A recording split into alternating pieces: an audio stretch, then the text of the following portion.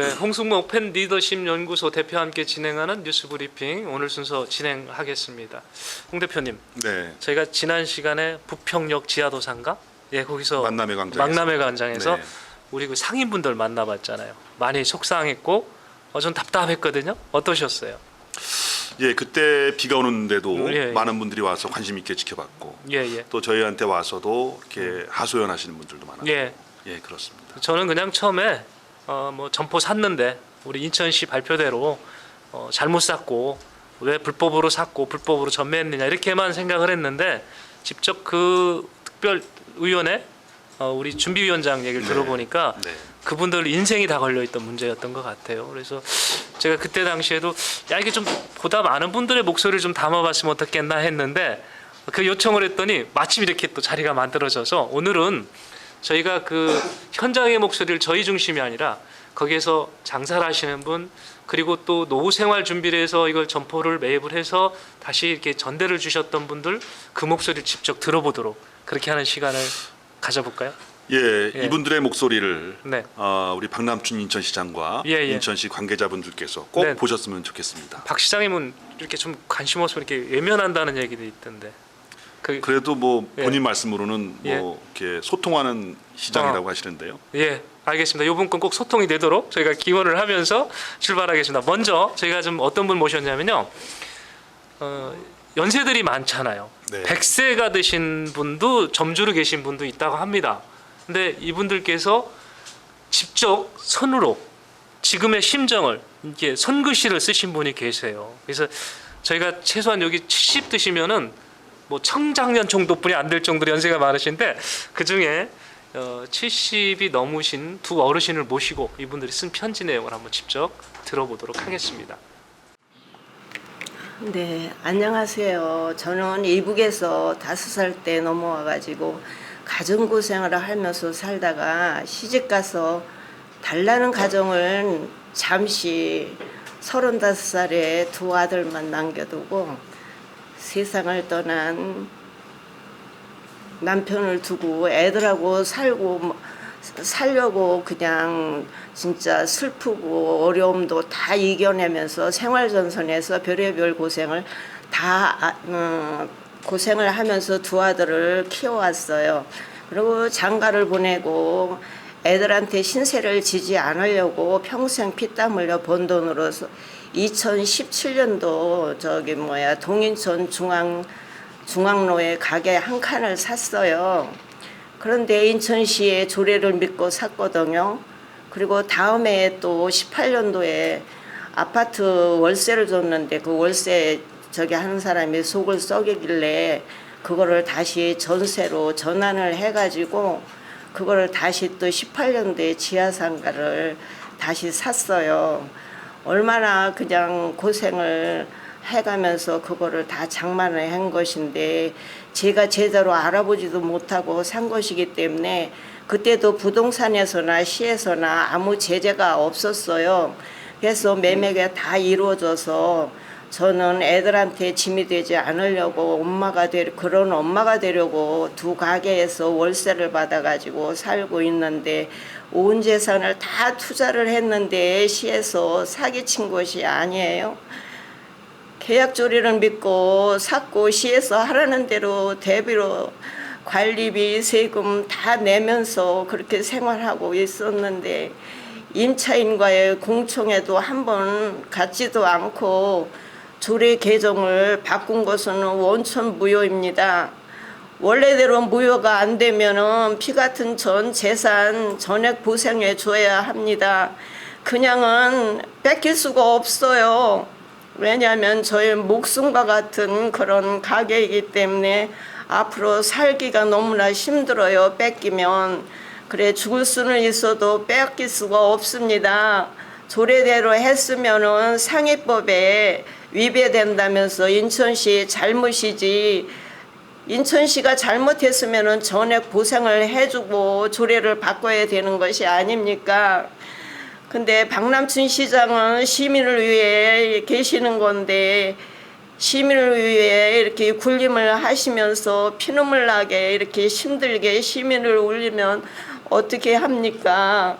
빨리 원상으로 하시던지 그렇지 않으면 전액 보생을 해주세요. 인천만의 특별법을 만들어 주시던지 임차인들을 살려주세요. 부탁드립니다. 면담도 좀 해주시고 저희들 얘기를 좀 들어주셨으면 합니다. 감사합니다. 지금 손편지를 낭독해 주신 분은 이제 박춘자님입니다. 근데 지금 말씀 들어보니까 조례가 개정되기 전부 조례 개정되기 직전에 바로 전에 이 점포를 두 개를 하셨네요. 매입이라고 표현을 하시는 거 보면 이제 정상적으로 거래가 되는 걸로 알고 있었던 것 네, 같아요. 네. 표현도 매입이라고 이렇게 하셨던데, 근데 더더욱 제가 가슴이 아픈 게 젊은 시절에 남편을 여의셨네요. 그러시고 자녀분들하고 어렵게 살아서 노후에 좀 생활하려고 했는데 저렇게 된 것 같습니다. 참 안쓰럽고요. 우리 한 분만 더 들어보겠습니다.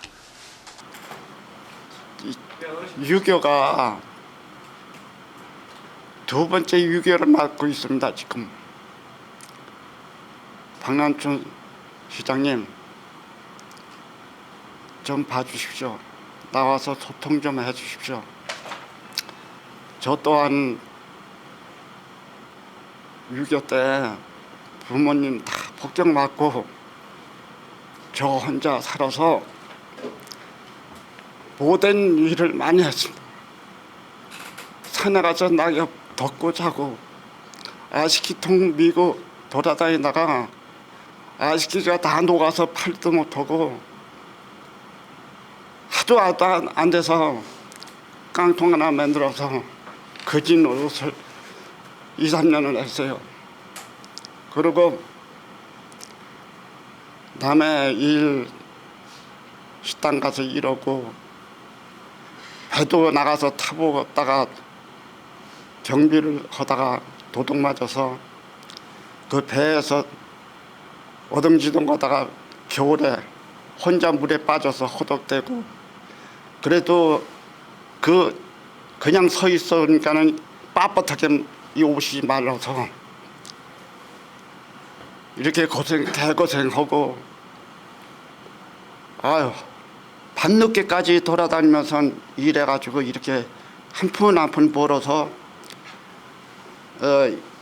친구가 여기 뚫으니까는 이거 한번 가봐라 그래가지고 이거를 했는데 돈이 모자라서 빚을 내가지고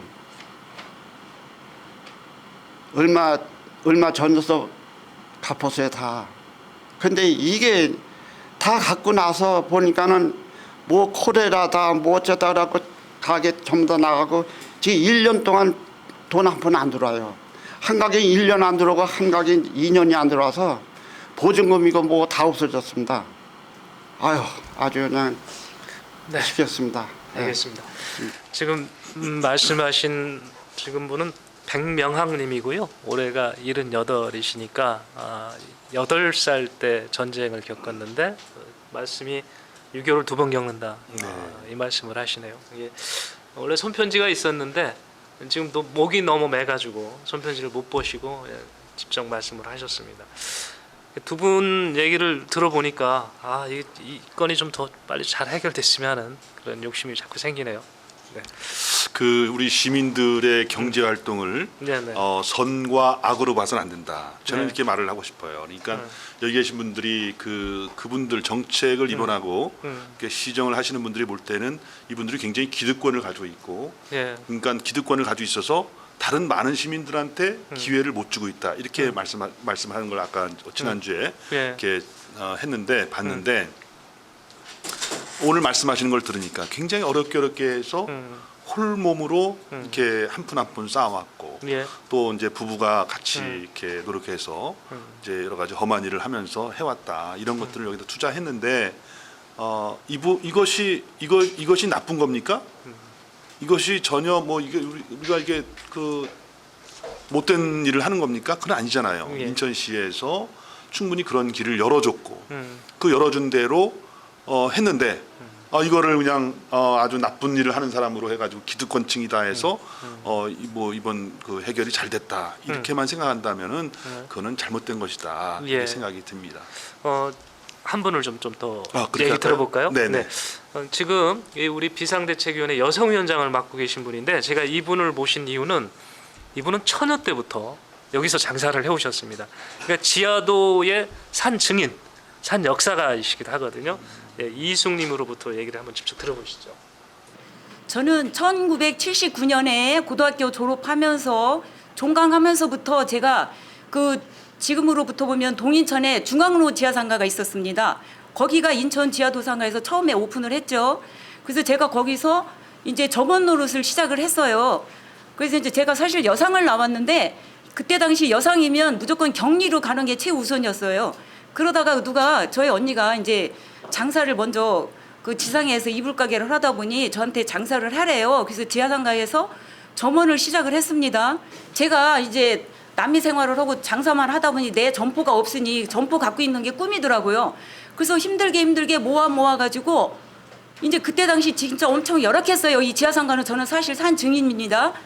뭐 이거 막 성면도 있지 선풍기도 없지 선풍기 틀어도 이게 얼마나 공기가 답답을 해요. 그래서 저 아시는 분도 이 폐 지하상가에서 오래 있어가지고 이 폐암으로 돌아가신 분도 계시고 그리고 이제 지금 저는 그때 당시 나이가 어렸기 때문에 그런 거를 다 봐왔잖아요. 그래도 내각에 있는 게 소원이다. 그래서 제가 그때 당시 책을 읽은 게 있습니다. 잘 사는 게 최대의 복수다. 그 책을 제가 읽었어요. 그래서 좋다. 나도 열심히 장사해서 지하상가 점포 사는 게 내 꿈이다.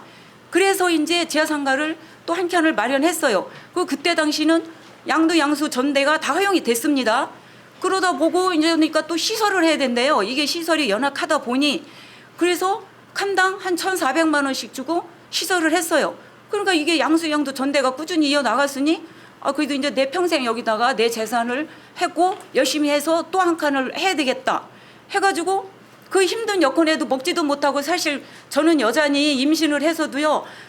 그때 당시 차도 없어요. 배를 이렇게 하고도 지하철을 타고 가고 시장을 가면은 길이 좁아요. 그러면은 남편이 앞장을 서고 저는 배를 감싸면서 물건을 해갖고 그렇게 하면서 저는 사실 장사를 하고 점포를 마련했습니다. 두 칸을. 그러다가 2002년도에 조례법이라는 게 개정이 해가지고 그래서 우리는 다 믿었죠. 그러니까 이거는 내 점포다. 내가 평생 이걸로 이제 먹고 살아야 되겠다. 전 재산을 여기다 다 했으니.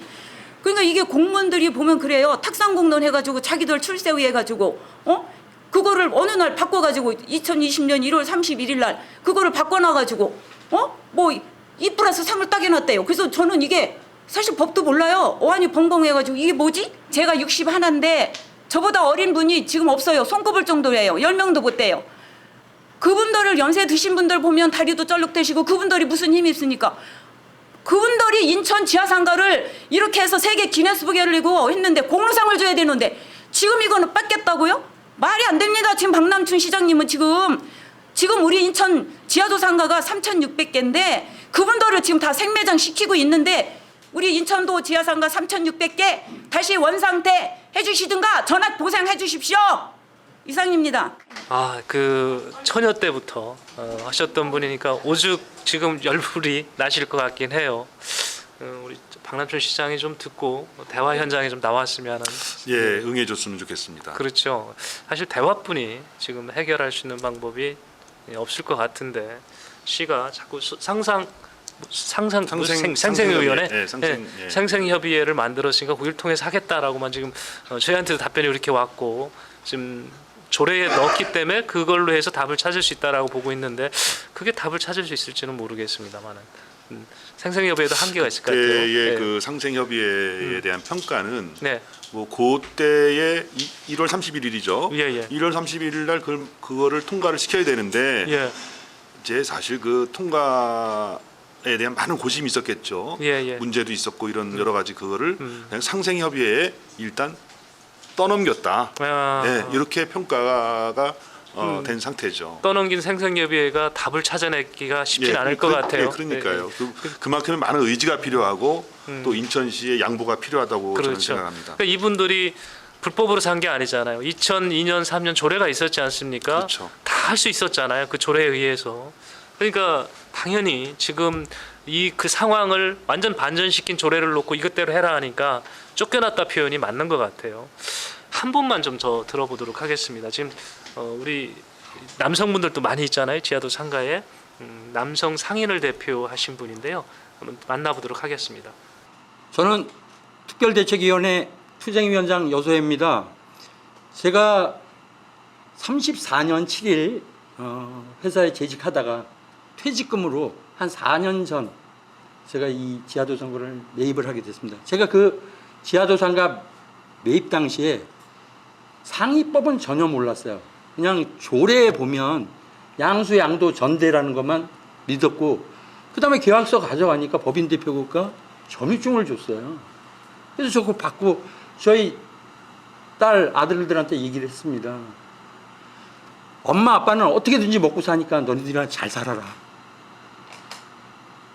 지금도 그랬어요. 근데 지금 이게 왜 날벼락입니까? 그래서 인천시는 조례 개정 과정에서 임차인과 전차인의 이야기는 전혀 듣지 않고 완전히 불통도 저런 불통시장이 없습니다. 무책임한 임대사업자인 것은 인천시인 것입니다. 지금의 인천시 지하상가를 만들어 재산가치를 높게 만든 것은 인천시가 아니라 피와 땀으로 지하에서 12시간 넘게 일한 임차인이고 상인인 것입니다. 피와 땀으로 만든 지하상가를 인천시는 날로 먹으려고는 깡패와 같은 짓을 법이라는 이름으로 가면을 쓴 채 오로지 책임을 우리에게 지고 있는 현실이기에 매주 월요일 임차인들은 피를 토하는 심정으로 집회에 임하고 있습니다. 저희는 죽을 수는 있어도 뺏길 수는 절대 없습니다. 그러나 인천시는 상생협의를 앞세워 소통하고 있다는 거는 말하고 있지만 실상 소통이 아니라 강제적이고 일방적인 내용들 뿐입니다. 계약 조례가 이루어지기 전에 상생협의가 이루어지는 게 당연한데 그 상생협의는 이미 계약 조례가 이루어진 다음에 상생협의를 하자고 하는 것은 이거는 의결기관이 아닙니다. 심의기관입니다. 저는 그 부분에 대해서 인정할 수 없고요. 그러나 인천시는 머리 숙이고 귀를 기울여 임차인들의 울부짖음과 고통을 살피며 진정성을 갖고 이 문제를 해결을 위해 적극적인 자세를 갖지 않고 있기 때문에 우리는 최후의 수단으로 박남춘 시장의 주민 소환을 시작하게 된 것입니다. 우리 지금 말씀하시던 여소희 위원장 같은 경우는 왜 우리가 주민 소환에 나서야 되는지에 대한 당위성을 이제 설명한 것 같아요. 네. 일면 이해가 됐고요. 지금 앞서도 우리가 상생협의 얘기를 좀 잠깐 했는데 상생협의 자리가 조례에 의해서 만들어진 기구죠. 그러니까 이미 조례가 다 만들어져서 상생협의회는 그 조례에 의해서 움직이다 보니까 그 전에 만들었으면 모르겠는데 무슨 의미가 있냐 이해신 것 같아요. 네, 그렇습니다. 예, 그렇죠. 호감이 가는 얘기고 호응이 될 수 있는 얘기인 것 같습니다. 자, 이제 여튼 우리 인천 지하도 상가 13개 상가인가요? 13개 상가에 있는 상인들은 또 전차인들 지금 마지막 선택은 결국 박남춘 인천시장에 대한 주민 소환을 하기 위한 지금 움직임을 시작을 했습니다. 본격적인 움직임은 이제 7월부터 한다고 이렇게 얘기를 합니다. 이 움직임을 통해서 좀 상인들과 우리 인천시가 좋은 해답을 좀 찾았으면 바람이 좀 간절합니다. 그 주민 소환에 가기 전에 예. 해결이 그쵸. 됐으면 좋겠죠. 그렇죠. 예. 굉장히 날씨도 덥고 네. 현재 혹한기죠. 예. 그게 돌아오는데 그런 꼭 그렇게 힘들게 우리 주민들이 그러면 그런 과정을 해야 되겠습니까? 박 시장 서명도 자신한테도 받고 해야 되는데. 불명예일 거거든요. 이게. 그렇죠. 되든 안 되든. 그렇죠. 빨리 박 시장님이 박남춘 시장님이 빨리 우리 시민들 만나서 네. 얘기도 들어주고 또 뭐 설명할 거 있으면 설명도 해주고 예. 조금 양보해서 시민들 그 대책을 세워주길 바라겠습니다. 네, 뉴스 브리핑은 앞으로도 우리 인천 지하도 상가 우리 상인분들의 움직임을 가능하면 근접해서 자세히 소개해드릴 수 있는 시간을 또 만들어 보도록 하겠습니다. 네, 지금까지 시청해주신 여러분 고맙습니다.